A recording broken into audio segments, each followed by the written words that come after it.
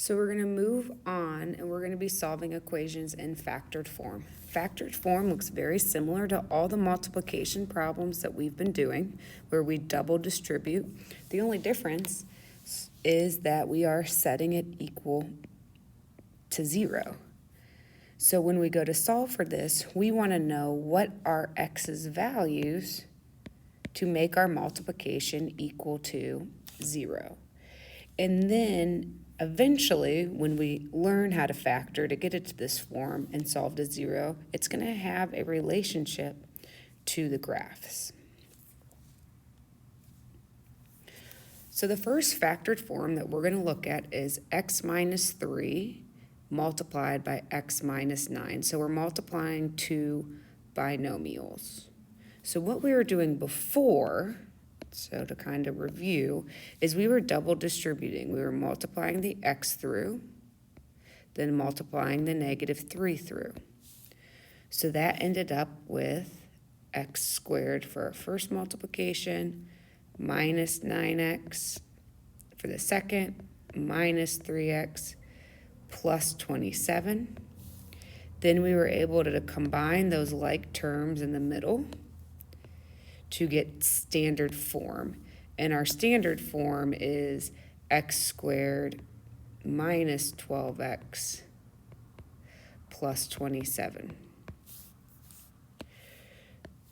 So that's old material. What we're going to do with it now, we don't have to distribute, we don't have to multiply through. We want to determine what is x's value so that I get 0. We do need to recall the multiplication of 0 property, which means anything multiplied by 0, any value at all, will give you 0. So what I'm going to do is I'm going to take each of my binomials, and I like to draw a dashed line to separate them, and I'm going to set them individually equal to 0. So I'm going to set x minus 3 equal to 0 and x minus 9 equal to 0. I'm going to solve by using inverse operation, so I'm going to add 3 to both sides to get my first x value of 3, add 9 to both sides to get my second x value of 9. So there are two different answers to get 0. If I plug 3 into the top equation, in the first binomial, 3 minus 3 is 0, and 0 times any value is going to give us 0. The same holds true if I plug in 9. So if I plug in 9 to my second binomial, 9 minus 9 is 0, and 0 times anything is 0. So what does this look like as a graph? So first, if I look at my standard form, I am to the second power. Anything to the second power is going to create what we call a parabola. So this is the first time that we are talking about a shape that isn't a line. Remember, a line was in the form y equals mx plus b, where x had an exponent of an imaginary 1. Well, now all of our exponents that we're going to be working with are going to be 2, and that creates a parabola. These values are very important. X equals 3, x equals 9 are the x-intercepts of the parabola. So it relates back to the graph. So let's look at a second example. We have our factored form of 2x plus 7, 2x minus 7. We do not need to multiply this through. I was just showing you old material. All we want to do is find that value where x is equal to 0. So I'm going to take each binomial and set it equal to 0. Go ahead, take a second, and determine what x is. So let's check your answer. I'm going to subtract 7 from both sides and divide by 2 to get negative 3.5. For the second equation, I'm going to add 7 to both sides and divide by 2 to get positive 3.5. Once again, I did the standard form for you. This is going to be a quadratic or a parabola because of the square. In our graphical representation, the negative 3.5 is our first x-intercept, and positive 3.5 is our second x-intercept. These are also called roots, but it's where it crosses the x-axis. This is a picture of a parabola. It's just that this is so long that it's extending way down below the graph. Another version of what factored form is going to look like is we could have a monomial times a binomial. The process is still the same. We're going to set the monomial equal to 0 and the binomial equal to 0 and solve. What do you think the two values of x's are? I find the first one by dividing by 2. So the first x value is 0.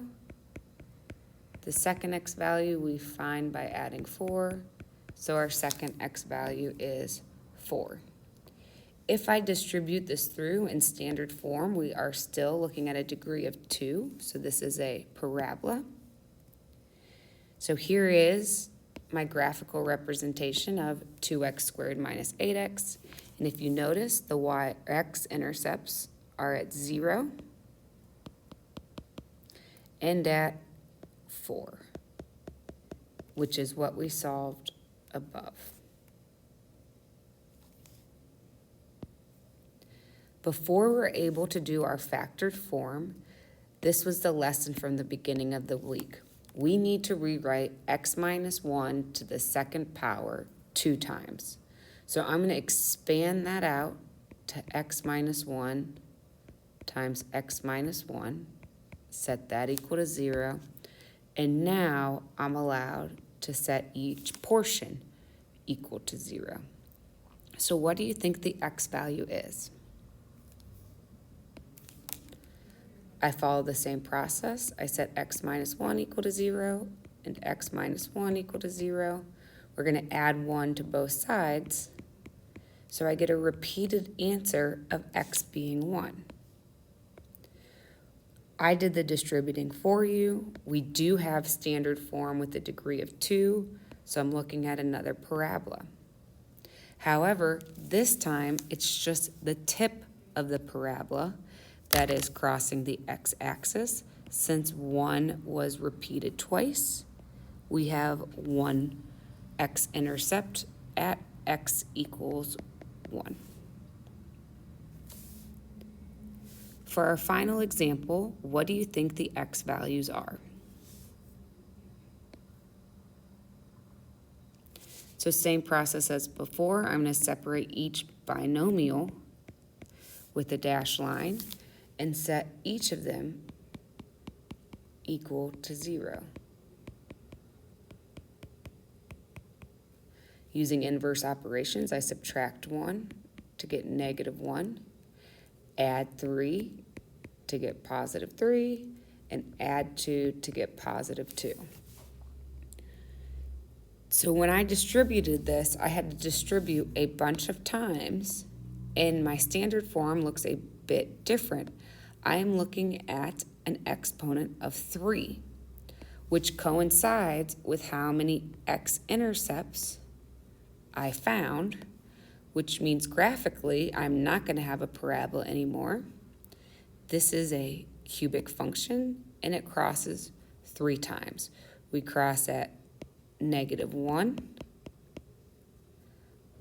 positive 3, and positive 2. So it coincides with my x values.